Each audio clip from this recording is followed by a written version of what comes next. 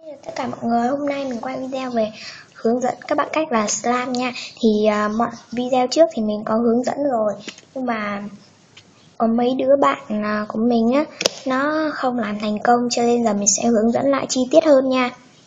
Rồi dụng cụ các bạn cần là muối trắng nha, vì vừa mình đang quay nó bị ngắt á, ngắt đoạn ha. Các bạn dùng muối trắng hoặc là muối sinh lý cũng được, hoặc nước biển, nhưng mình không có cho nên mình sẽ dùng muối trắng. Sau đó các bạn cho nước vào khuấy lên nha. Các bạn đừng khuấy cho tan, cứ để như này nó vẫn còn hạt này. Đây nó vẫn còn hạt nha. Đó, nó vẫn còn hạt này, đó. Nó vẫn còn hạt. Thì các bạn cứ khuấy lên ha. Hòa nước vào. Tiếp theo là màu nước. Đây, màu nước. Và một cái thìa để khuấy luôn. Dầu rửa bát.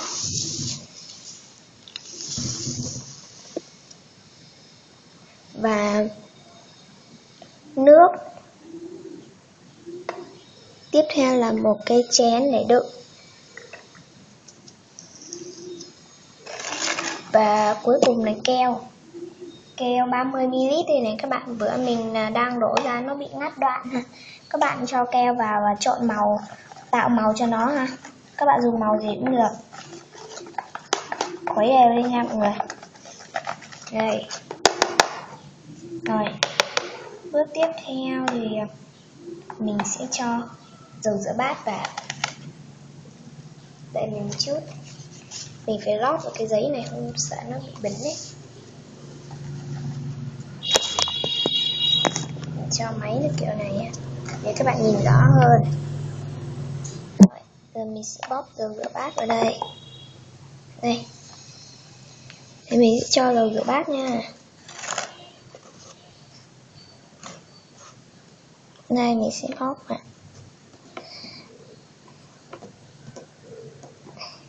Các bạn cho nhiều cũng được ha. Rồi tiếp theo là các bạn sẽ khuấy lên. Khuấy.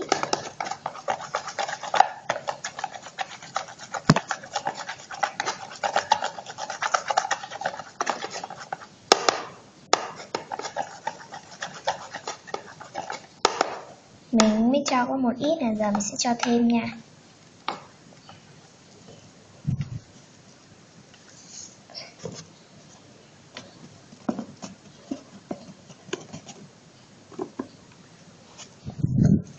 Nó cũng khuấy lên nha mọi người, mọi người cũng khuấy lên. Khuấy cho nó thật là đều vào.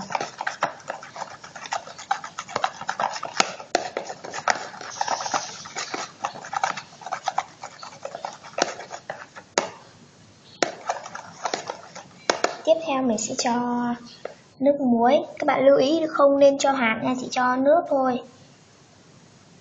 Đó, các bạn lại khuấy.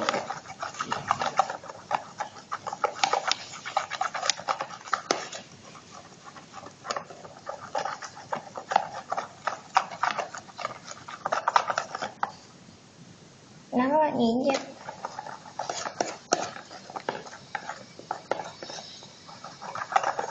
Tiếp theo mình sẽ cho thêm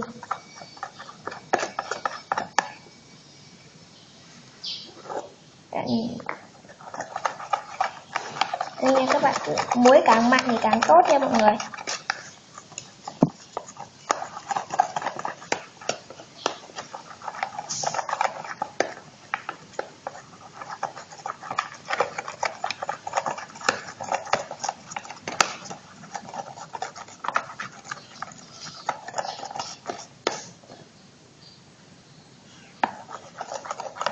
Tiếp theo mình cũng cho muối vào ha.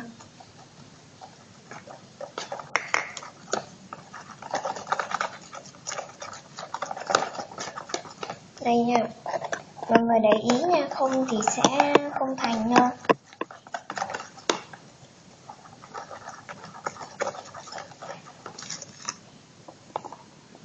Vẫn chưa thành mọi người ạ. Các bạn phải khuấy một lúc lâu nó mới thành. Đây. Các bạn tiếp tục cho nước muối vào.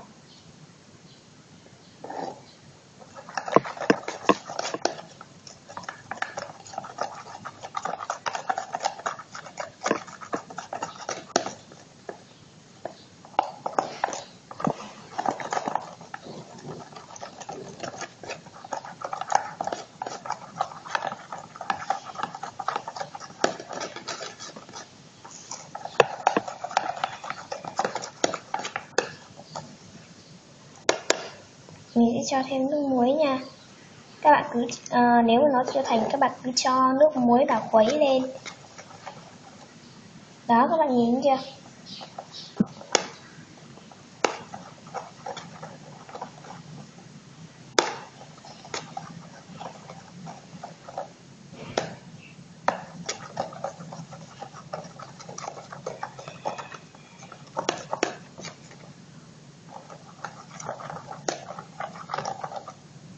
Này.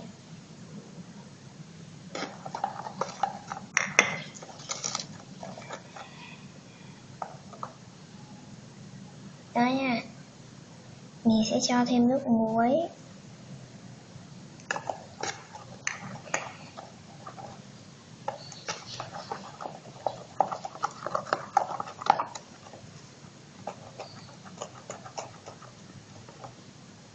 Đó, nó sắp thành này đó. Các bạn cứ ráng cho thêm nước muối và lại khuấy thì nó sẽ thành ha.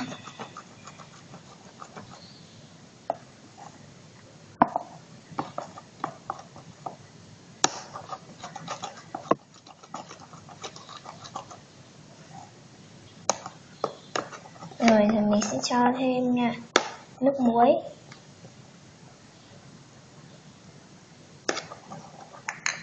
Các bạn cứ tiếp tục khuấy nha. Wow.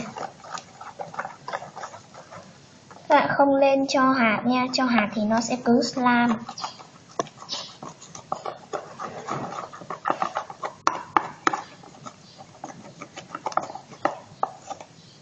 Wow.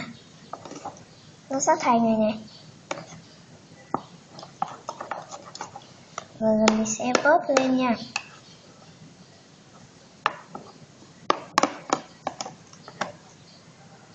Wow, rất là sướng luôn.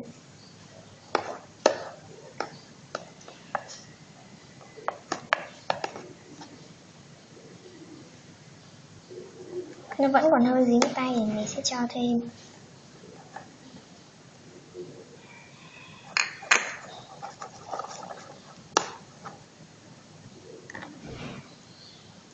Rồi, được rồi các bạn. Rồi mình sẽ bỏ cái cây đũa ra, mình sẽ vớt lên nha.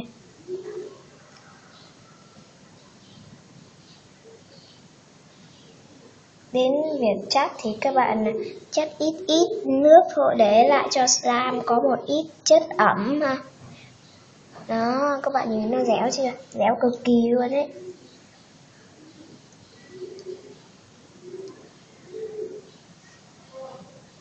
Đây, màu rất là đẹp nha, và cực kỳ dẻo luôn.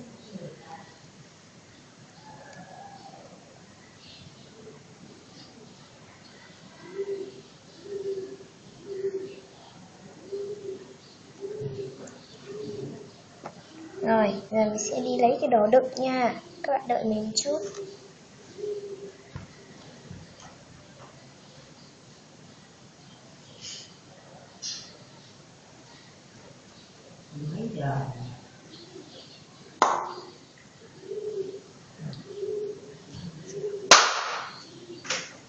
Đây, đồ đựng này.